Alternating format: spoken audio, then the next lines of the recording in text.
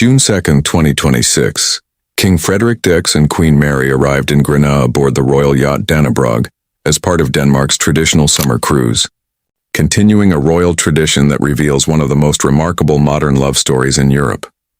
For many Americans, the most surprising part of Queen Mary's journey is that she was not born into royalty at all. Born Mary Donaldson in Hobart, Tasmania, Australia, on February 5, 1972, she grew up thousands of miles away from the Danish monarchy, with no expectation that her future would one day place her on a European throne.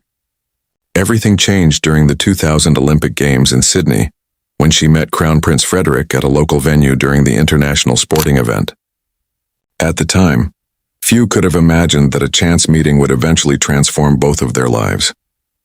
Their relationship developed quietly across continents, requiring determination, patience, and a willingness to navigate cultural differences, public attention, and the responsibilities that came with royal life.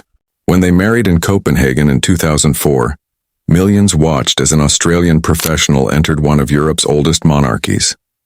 Over the following 2 decades, Mary became one of Denmark's most respected public figures, admired for her dedication, elegance, and commitment to causes involving education, health, and community development. Her partnership with Frederik evolved alongside major changes within the royal family, culminating in his accession to the throne in 2024. The visit to Grenaa reflected the practical side of that partnership. Rather than remaining within palace walls, the royal couple traveled through local communities, met municipal leaders, explored cultural landmarks, and learned about educational initiatives focused on practical skills and craftsmanship. Those interactions have long been a hallmark of the Danish monarchy's approach to public service.